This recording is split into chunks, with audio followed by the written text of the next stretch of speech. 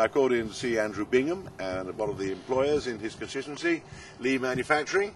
I think Andrew's going to be the next Member of Parliament for High Peak, and I want to see how things were going, and I want to talk to yet another small company to see how they're coping with what's probably the worst recession that anyone now living has experienced. The economy is coming grinding to a halt, and we have to reverse that as quickly as possible.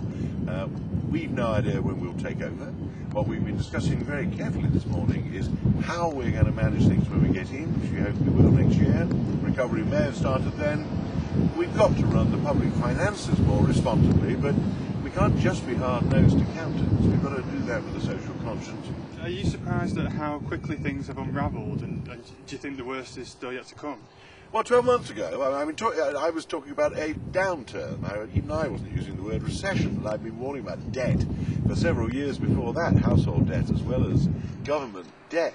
Everything really came grinding to a halt in the autumn, and the effect on the real economies turned out to be extremely severe. What's worrying is it's very uncertain. No one can sensibly answer the question exactly how deep is it going to be and how long is it going to last. We keep urging the government to do sensible things like refinancing the banks. We keep urging them, when they produce schemes to help small business, to move on from the press release to actually getting somebody to see the money. They're quite incompetent at moving on from a parliamentary announcement to a scheme being in practice, so that I can meet businessmen who say they've got help. Margaret inherited a very bad situation in 1979 after the winter of discontent. David Cameron, I'm afraid, is going to have the same task if he can form a government next year. What would the Conservative government actually have done differently? The one problem we have here is our public finances were in a mess thanks to Gordon Brown before the credit crunch even started.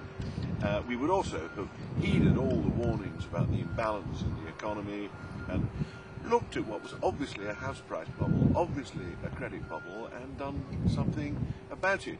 I also think we would have realised that the new regulation system which Gordon Brown had set up for the banks was plainly not working.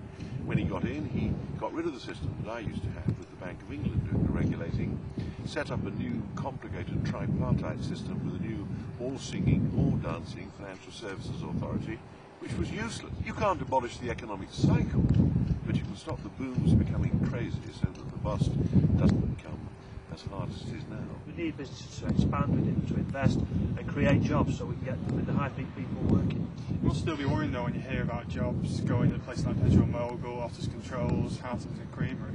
Absolutely, we're not immune from this. What's happening in the big cities and the big business centres in the country is happening in the high peak. This recession is reaching to places where we just never expected it to get to.